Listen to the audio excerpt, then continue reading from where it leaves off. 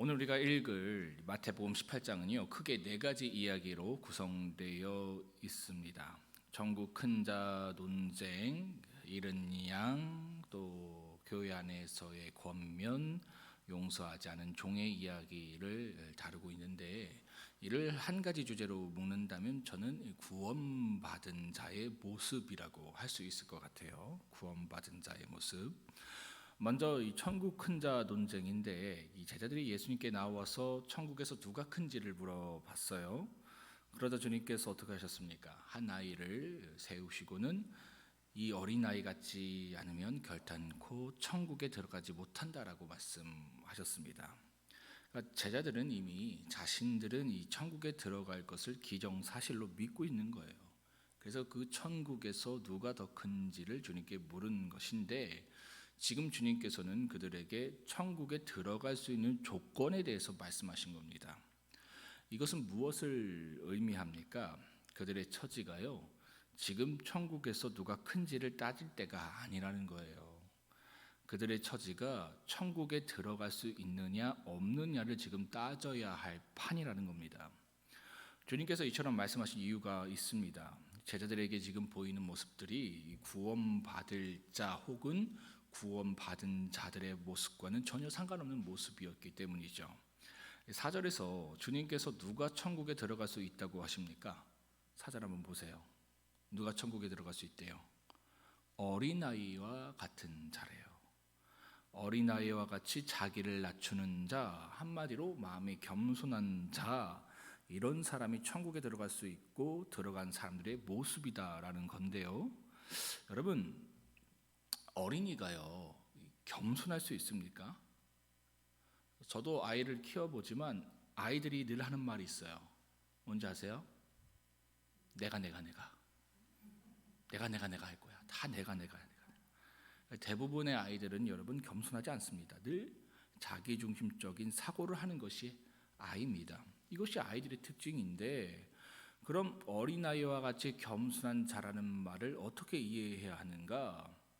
어린아이와 같이 겸손한 자를요, 어린아이와 같이 의지하는 자라고 바꿔서 이해하시면 됩니다. 뭐라고요? 어린아이와 같이 의지하는 자. 그러니까 여기서 주님께서 말씀하신 겸손은 의지하는 자입니다. 의지하는 자. 여러분, 어린아이의 특징은요, 의지하는 거예요. 연약하기 때문입니다. 자신이 할 수 있는 것이 많이 없다고 생각하기 때문에 의지합니다. 그러니까 어리면 어릴수록 더 그래요. 이런 모습을 주님은 지금 자기를 낮추는 겸손으로 말씀하고 계신 겁니다. 여러분, 교만하면요 남을 의지하지 않습니다. 교만한 사람들 한번 주변에 보세요.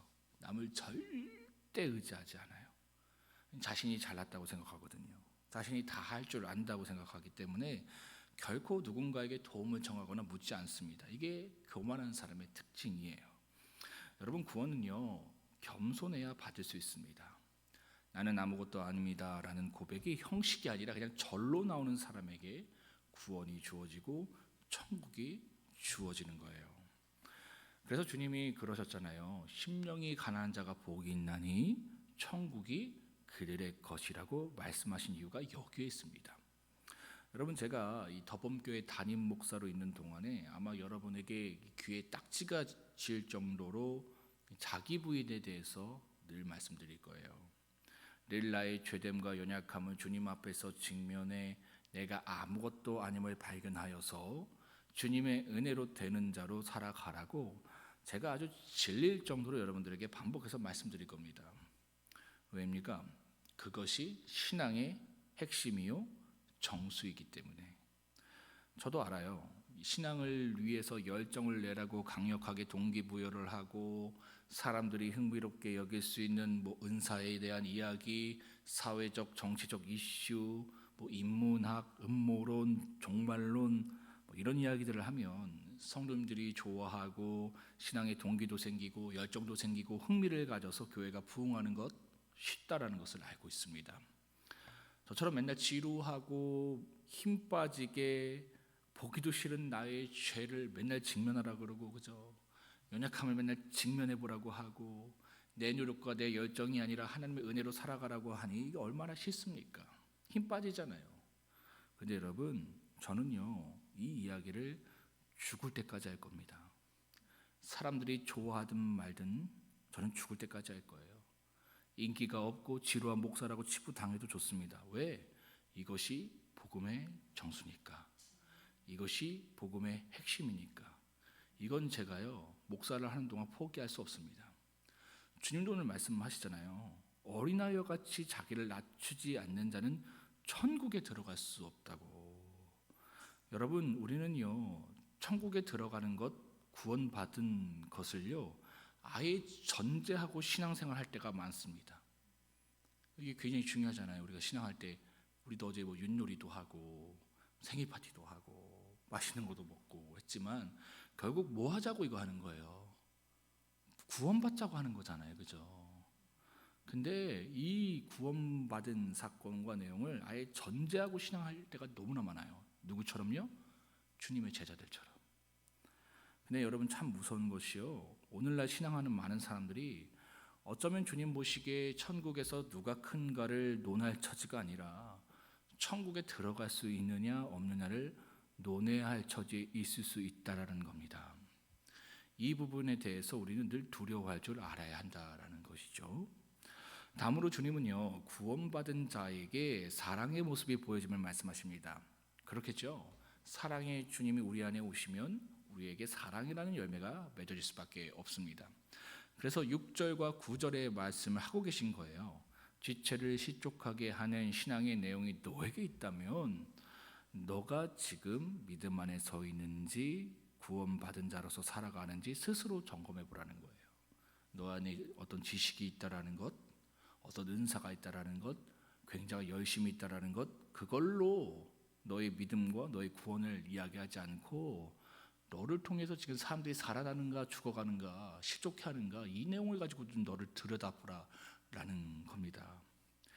21절과 35절의 말씀처럼 주님께 엄청난 용서와 사랑을 받았음에도 불구하고 누군가를 여전히 용서하지 못하고 사랑하지 못하고 있다면 동일하게 너의 믿음과 구원을 고민해보고 점검해보라고 지금 말씀하고 계신 것이죠. 왜입니까? 너희가 믿음 안에 거하고 구원받은 자로서 살아간다면 10절과 14절의 말씀처럼 그로 인해 실족해 주님을 떠나 있는 영혼을 어떻게 해서라도 주님의 사랑으로 되찾아오고 회복시켜 간다라는 것을 말씀하고 계신 거예요. 그런데 여러분, 사랑이라는 것이요, 기준이 없는 것이 아닙니다. 자칫 그러한 사랑은 방종과 방탕으로 흐를 수 있어요. 그래서 사랑은 늘 기준이 있어야 합니다. 그럼 그 기준을 벗어날 때에 그 영혼을 어떻게 해야 하는가, 그 내용을 15절과 17절에서 다루고 있는 겁니다. 누군가 죄를 범하였다면 섣불리 나의 의와 생각과 판단으로 그를 정죄하고 죽이는 것이 아니라 주님의 사랑을 가지고 그 영혼을 어둠의 권세로부터 빼내기 위해서 사랑으로 권면해 가라라는 겁니다. 무조건 품어주는 것이 능사가 아니라는 것이죠. 우린 착각합니다. 사랑하면 무조건 품어줘야 한다라고 착각해요. 오히려 그러한 무분별한 사랑은요, 누군가의 영혼을 그 누군가의 영혼 혹은 그 영혼이 속한 공동체까지도 방탕하게 만들고 황폐하게 만들 수 있습니다. 이걸 기억해야 돼요. 그래서 주님도요, 그들을 향해 권면해 가라고 하는 겁니다. 죄가 죄라는 것을 말하라는 것이죠. 그런데 절차를 가지고 하라는 거예요. 절차를 가지고 너의 의, 너의 뭐 성격, 너의 어떤 정의감을 갖고 하는 것이 아니라 절차를 가지고 하라는 건데, 그 절차를 가지라는 건 뭡니까? 조심스럽게 그 문제를 다루라는 거예요. 신중하게 다루라는 겁니다. 무리하지 않고 예의를 갖춰서 주관적인 생각이 아니라 객관적인 사실을 가지고 접근해서 권면해 가라는 겁니다. 그런데 그 권면을 받지 않을 수 있잖아요, 그죠? 그럼 17절의 말씀처럼 이방인과 세리와 같이 여기라는 겁니다. 그들과 선을 그으라는 거예요. 근데 여러분, 이것을요, 그 영혼을 포기하라는 것으로 이해하시면 안 됩니다. 왜냐하면 갑자기 주님께서 18절과 20절에서 기도에 관해서 말씀하시잖아요. 18절에서 기도의 권세를 말씀하시고 19절과 20절에서 합심 기도의 능력을 말씀하시는데 갑자기 왜 생뚱밖에 기도에 대해서 말씀하실까요? 교회 안에서의 어떤 권면 또 치리에 대해서 말씀하시다가 갑자기 기도에 대한 내용을 말씀하고 계신 거예요. 왜 이렇게 생뚱맞게 갑자기 기도를 말씀하실까? 그리고 그 다음에 21절과 25절에서 용서에 대해서 말씀하실까? 그것은요, 그 영혼을 포기하지 말라고 그를 위해서 기도하라고 말씀하시는 겁니다. 그러니까 구별된 얘기가 아니라는 거예요. 교회에 대한 치리의 문제와 갑자기 기도의 문제, 용서의 문제가 나오잖아요.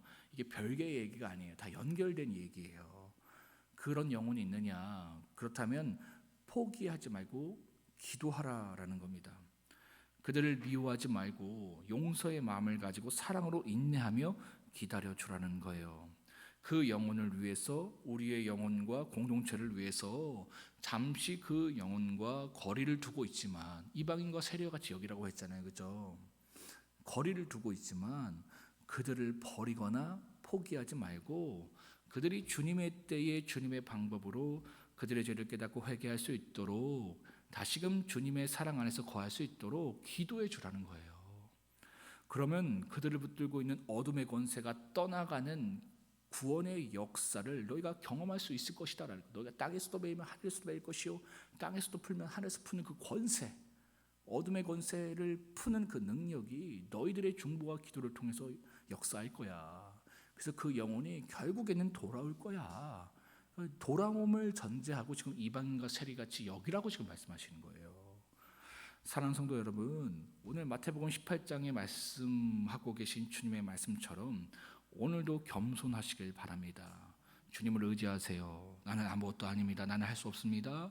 십자가 앞에서 나를 부인하시고 주님의 도우심과 은혜로 날마다 승리하시길 바랍니다. 더불어 사랑하시길 바라요. 우리에겐 사랑이 없는 거 아시죠, 여러분? 누군가를 용납하고 용서하고 받아들일 사랑의 실력이 우리에게 없어요. 그것은 주님이 은혜를 주셔야 가능합니다. 그래서 오늘도 내가 용납해야 하고 용서해야 할 영혼들이 있잖아요, 그죠? 여러분, 마음에 미움이 있는 것들 그거 해결하셔야 돼요. 그거 놔두시면 큰일 납니다. 오늘 내가 용서해야 될 사람 있잖아요, 그죠? 나에게 상처 준 사람들, 날 아프게 한 사람들 용서하셔야 돼요. 25년도에는 모든 관계가 다 화목할 수 있도록 여러분들 힘써 기도하시길 바라는데, 이건 주님으로 가능하다라는 것이죠. 그렇다면 주님이 은혜 주신다면 넉넉하게 그들을 용서할 수 있고요, 용납할 수 있는 그 사랑을 주님께서 주신다. 그래서 그 은혜를 달라고 우리는 겸손히 기도해야 한다라는 것이죠. 그래서 그런 사랑을 소유하시길 바라고요. 그 사랑을 삶 속에서 풍성히 보여가시길 주님의 이름으로 축복합니다. 마태복음 18장 함께 합독하시겠습니다. 이러한 내용들을 생각하시면서 한번 18장을 읽어보세요. 그러면 이해가 더 되실 겁니다. 함께 읽겠습니다. 시작. 그때에 제자들이 예수께 나와 이르되 천국에서는 누가 크니까? 예수께서 한 어린 아이를 불러 그들 가운데 세우시고 이르시되 진실로 너희에게 이르노니 너희가 돌이켜 어린 아이들과 같이 되지 아니하면 결탄코 천국에 들어가지 못하리라. 그러므로 누구든지 이 어린아이와 같이 자기를 낮추는 사람이 천국에서 큰 자니라. 또 누구든지 내 이름으로 이런 어린아이 하나를 영접하면 곧 나를 영접함이니 누구든지 나를 믿는 이 작은 자 중 하나를 실족하게 하면 차라리 연자 맷돌이 그 목에 달려서 깊은 바다에 빠뜨려지는 것이 나으니라. 실족하게 하는 이들이 있으므로 말미암아 세상에 화가 있도다. 실족하게 하는 일이 없을 수 없으나 실족하게 하는 그 사람에게는 화가 있도다. 만일 내 손이나 내 발이 너를 범죄하게 하거든 찍어 내버리라. 장애인이나 다리 저는 자로 영생이 들어가는 것이 두 손과 두 발을 가지고 영원한 불에 던져지는 것보다 나으니라. 만일 내 눈이 너를 빼어내어 버리라. 한 눈으로 영생에 들어가는 것이 두 눈을 가지고 지옥불에 던져지는 것보다 나으니라. 삼가 이 작은 자 중에 하나도 업신여기지 말라. 너희에게 말하노니 그들이 천사들이 하늘에 계신 내 아버지의 얼굴을 항상 배움느니라.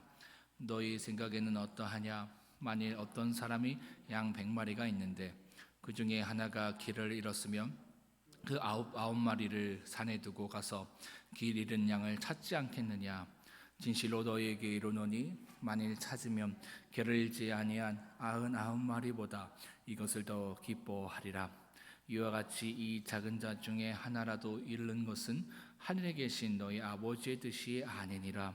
내 형제가 죄를 범하거든 가서 너와 그 사람과만 상대하여 권고하라. 만일 들으면 내가 내 형제를 얻을 것이요 만일 듣지 않거든 한두 사람을 데리고 가서 두세 증인의 입으로 말하 확증하게 하라. 만일 그들이 말도 듣지 않거든 교회에 말하고 교회의 말도 듣지 않거든 이방인과 세리와 같이 여기라. 진실로 너희에게 이르노니 무엇이든지 너희가 땅에서 매면 하늘에서도 매일 것이요 무엇이든지 땅에서 풀면 하늘에서도 풀리리라. 진실로 다시 너희에게 이르노니 너희 중에 두 사람이 땅에서 합심하여 무엇이든지 구하면 하늘에 계신 내 아버지께서 그들을 위하여 이루게 하시리라. 두세 사람이 내 이름으로 모인 곳에는 나도 그들 중에 있느니라. 그때에 베드로가 나와 이르되 주여 형제가 내게 죄를 범하면 몇 번이나 용서하여 주리이까 7번까지 하오리이까. 예수께서 이르시되 내게 이르노니 7번만 아니라 7번을 70번까지라도 할지니라. 그러므로 천국은 그 종들과 결산을 하던 어떤 임금과 같으니 결산할 때에 10,000달란트 빚진 자 하나를 데려오매 갚을 것이 없는지라. 주인이 명하여 그 몸과 아내와 자식들과 모든 소유를 다 팔아 갚게 하라 하니 그 종이 엎드려 절하며 이르되 내게 참으소서 다 갚으리이다 하고는 그 종의 주인이 불쌍히 여겨 놓아 보내며 그 빚을 탕감하여 주었더니 그 종이 나가서 자기에게 100데나리온 빚진 동료 한 사람을 만나 붙들어 목을 잡고 이르되 빚을 갚으라 하매 그 동료가 엎드려 간구하여 이르되 나에게 참아 주소서 갚으리이다 하되 허락하지 아니하고 이에 가서 그가 빚을 갚도록 옥에 가두거늘 그 동료들이 그것을 보고 몹시 딱하게 여겨 주인에게 가서 그 일을 다 알리니 이에 주인이 그를 불러다가 말하되 악한 종아 내가 빌기에 내가 내 빚을 전부 탕감하여 주었거늘 내가 너를 불쌍히 여긴 것 같이 너도 내 동료를 불쌍히 여김에 마땅하지 아니하냐 하고 주인이 노하여 그 빚을 다 갚도록 그를 옥졸들에게 넘기니라. 너희가 각각 마음으로부터 형제를 용서하지 아니하면 하늘 아버지께서도 너희에게 이와 같이 하시리라. 아멘.